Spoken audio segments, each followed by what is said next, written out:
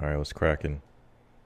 Open Division Championship, another great game, another great performance, another hard fought battle between two legitimate, bona fide, great football teams in the Granite Hills Eagles and the Lincoln Hornets.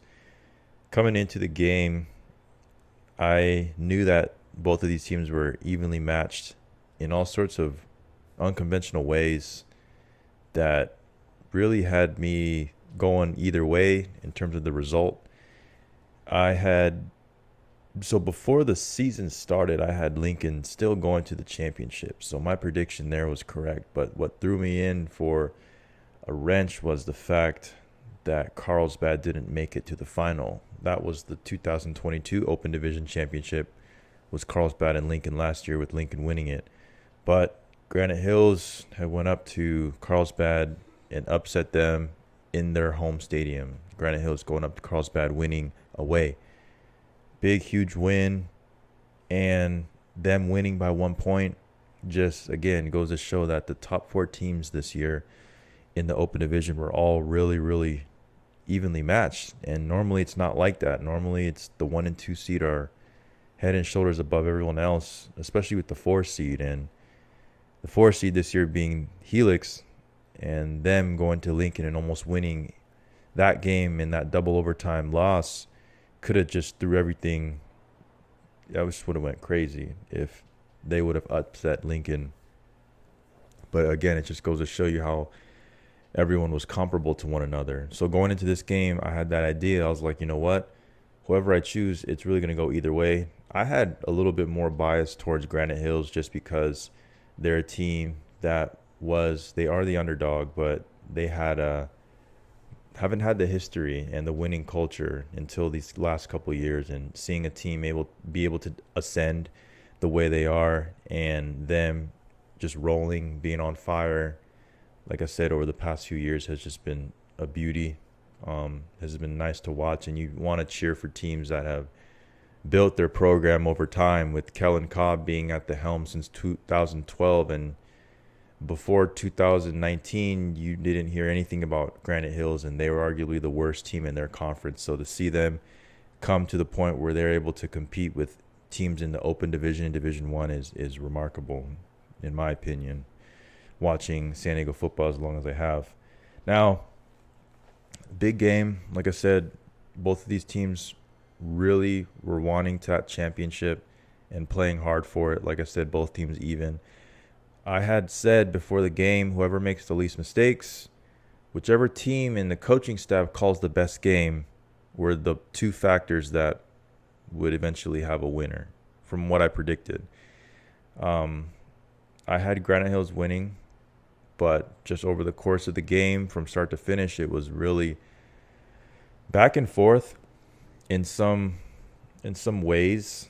And when I say back and forth, I had mentioned about how an X factor was the turnover battle and kind of missed opportunities. Normally, the team that makes the most out of their opportunities and don't turn the ball over the most are usually the eventual winners.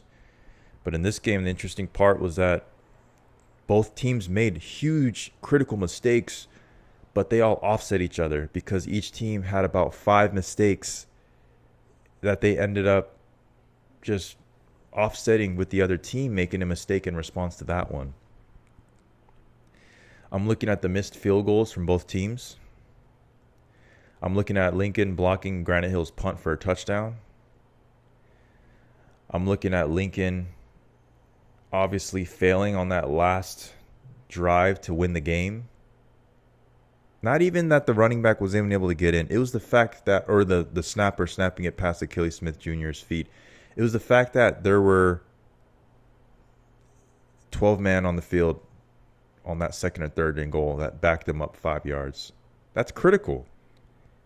Granite Hills' Max Turner had an opportunity to score the ball, and he fumbled trying to reach out over the goal line, and that was a turnover. I believe Lincoln had a lot of penalties, personal fouls, unwarranted penalties, but so did Granite. So all these mistakes really offset each other at the end of the day, and normally that doesn't happen. Normally a team kind of builds and gains momentum off of another team's mistakes, but This time it just stayed neutral because both teams were able to just offset each other, and it's almost as if it didn't happen because the final score was 27-26. You could say that Lincoln's missed field goal, or rather their missed 2-point conversion at the beginning of the game, which I don't understand why they did that, haunted them. And I kept tabs throughout the game, over the course of the game, like, who these mistakes, this one's going to matter. Granite Hills missed their opening field goal, extra point, after touchdown, their first touchdown. Achilles Smith Jr., they ran a 2-point conversion after their first touchdown, after he threw a nice pass and scored. They went for 2, and he threw an interception. So that was the biggest thing that went off, that kind of occurred when I look back and recap the game. I thought that both teams played super conservative. I would say Lincoln played way more conservative than they should have, and it ended up being detrimental to their result because Lincoln's not the type of team to be conservative, in my opinion. I understand that they like to establish the run. To me, I don't think they had the personnel to do that. It's not a knock against the kids or the running backs, but I'm not comparing to Roderick Robinson. I'm just saying I don't think they had an effective run game all year. The times they were very successful was when they had the ball in Achilles Smith Jr.'s hands, ripping that rock around the yard, and they didn't do that. They threw about 24 to 27 times, which is good, but I thought he should have thrown it 36 times yesterday. Something that was exposed to that I didn't notice throughout the year until Lincoln faced a formidable opponent was that Lincoln's receivers aren't great receivers in the perimeter. They have a bunch of 5'9" to 5'8" scat slots across the board. They don't have to have a 6'4", 195-pound kid out there playing Z or X, but they don't have their personnel, the receivers, to run these intermediate routes like a 10-yard dig or a 15 to 12-yard comeback. They don't have the personnel to do that, and it really showed because Lincoln ran a lot of quick game, a lot of quick screens. They took a shot every now and then running 4 verts or a slant wheel combo from twins, but that really limited their pass game, and it limits their quarterback and the throws he's able to throw. They couldn't run fades. They have fast guys, but Granite Hills defensive backs are able to keep up with them, so they couldn't just run 9 rounds like Lincoln was able to do all year long. They couldn't do it. So that really neutralized them, and that's a credit to Granite Hills and their coaching and their DBs able to lock that down because Lincoln was able to get away with just running past people. But I noticed that, and that was kind of crazy. It's great to have speed, but you need some 6'1" receivers, and Lincoln doesn't have that. So Jace Carter got to go out there and get some dudes, get some height, get some length, because you can't have a 5'10" guy out there at wide receiver because he can't really, unless he's Antonio Brown. But unless you have Antonio Brown's walking around, then you got to get some taller dudes in the perimeter to be able to have Achilles Smith Jr. throw to them, because this wasn't it. I don't know how many times they rushed. They probably ran the ball 45 times, and they got like 130 yards. The yards that Lincoln was able to get were bigger, explosive plays, and I could say the same thing with Granite. So Granite Hills, on the other hand, their quarterback is inexperienced. He could throw the ball, but he's not a precision passer like Julian Sayin. So they have to be very tactful and strategic in terms of what passing plays they run for Benitez, their freshman quarterback. And I thought that they did it well, having him throw routes that he's able to throw, he's comfortable with, and they didn't ask too much for him. And they've been like that the whole season, and that's why I believe Kellen Cobb and the rest of their coaching staff are the best coaches in the county, because they proved it, overcoming Carlsbad and overcoming Lincoln. They beat the 2 best teams over the past few years to make this championship run. And that's so impressive if you really look at the buildup over the past few years. Granite Hills did that on top of State last year. You know what I mean? Like, this is just an incredible time to be associated with Granite Hills right now, and the feats that they're able to do, and their coaches, man, they get so much credit. Granite Hills going into the game had this offensive rushing attack that they really rolled with for the whole year, and they weren't able to really establish that against Lincoln, but it was enough to be able to get first downs and be able to move down the field, enough to be able to set something up for a play, a big hitting play. The power pass, the Tebow pass that the running back threw to the receiver was a big play. I think setting up the pass through the run was able to get Benitez that long throw. I think that was their first touchdown, Granite Hills, maybe their second. But they controlled the game. The defense played awesome. Both defenses played awesome. Great run defense for both teams, Lincoln and Granite. Everyone played hard. I thought special teams was a huge impact, and the special teamers didn't do well, personally, from my opinion, with the kickers and the snappers. But a block punt leading to a touchdown, a couple missed field goals, some long punts, being able to flip the field, a muffed punt on Lincoln's part.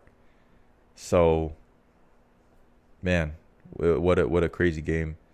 Congratulations to Granite Hills Eagles, ultimately. I just kind of mentioned the whole resume from the past couple of years that they're able to achieve, but they're just on their way up. The trajectory and the sky's the limit for them. They got everyone returning next year. Hopefully they stay and keep this nucleus.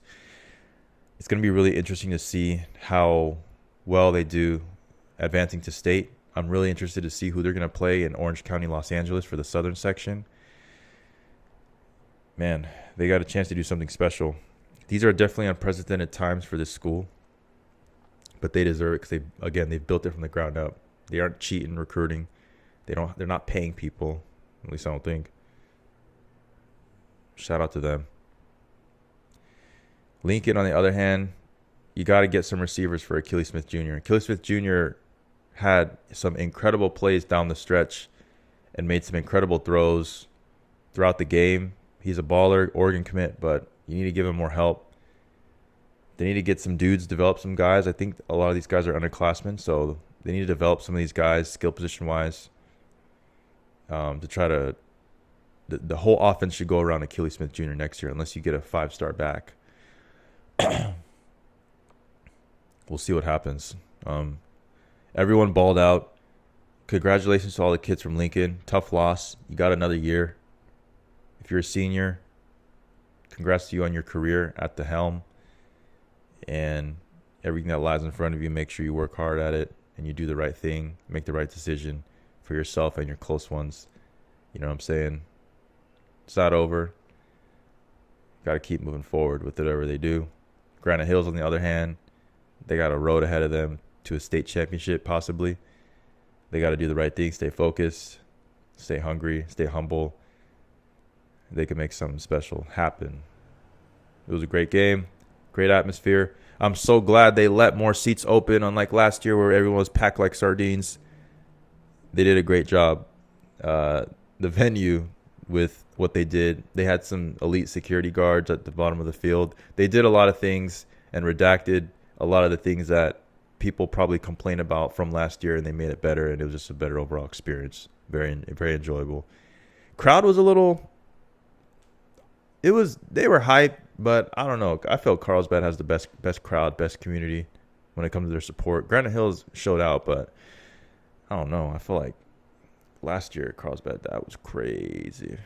But anyway, congrats to Granite Hills, CIF champs, open division.